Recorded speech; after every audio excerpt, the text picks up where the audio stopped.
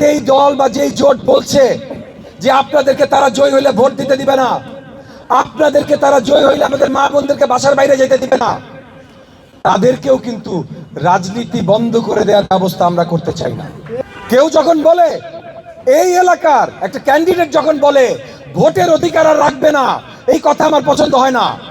কিন্তু কিন্তু সে বলতে চায়, বলুক, তার বলার স্বাধীনতা আমাদেরকে দিতে হবে।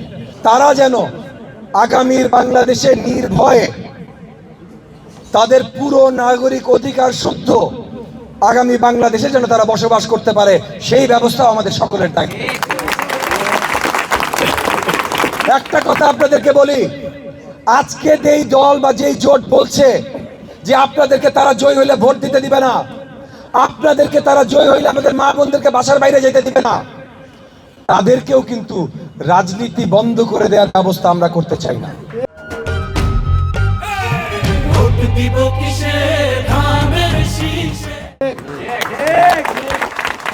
উদারপন্থী গণতন্ত্র মানে সবার কথা বলার স্বাধীনতা থাকবে, সেই কথা আমার পছন্দ না হইতে পারে। কেউ যখন বলে, এই এলাকার একটা ক্যান্ডিডেট যখন বলে ভোটের অধিকার আর রাখবে না, এই কথা আমার পছন্দ হয় না। কিন্তু কিন্তু সে বলতে চায়, বলুক, তার বলার স্বাধীনতা আমাদেরকে দিতে হবে। যতক্ষণ পর্যন্ত আপনাকে আক্রমণ করে কথা না বলছে, যেমন মনে করেন কেউ যদি বলে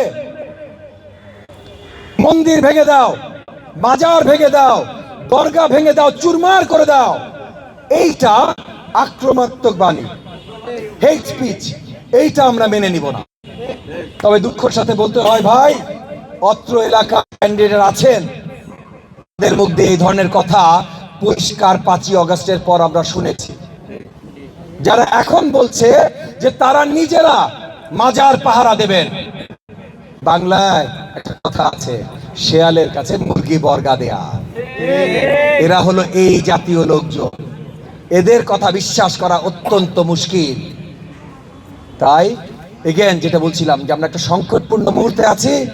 আমাদেরকে ভোট দিবেন কারণ আমরা আপনাদের জন্য কাজ করি, আমাদেরকে ভোট দিবেন কারণ জাতীয় পর্যায়ে আমরা কাজ করি, আমরা আপনাদের জন্য ফ্যামিলি কার্ড, বেকার ভাতা, হেলথ ইন্স্যুরেন্স সবকিছু নিয়ে আসবো। কিন্তু আরেকটা জিনিস মনে রাখবেন ভাই, এই নির্বাচনে মাত্র 2টা অপশন। একদিকে উদারপন্থী জাতীয়তাবাদী গণতন্ত্র, উদারপন্থী গণতন্ত্র যেটার ধারক ও বাহক জাতীয়তাবাদী শক্তি, যেটা নেতৃত্বে আছে বাংলাদেশ জাতীয়তাবাদী দল, ইনশাআল্লাহ আগামী প্রধানমন্ত্রী জনাব তারেক রহমান।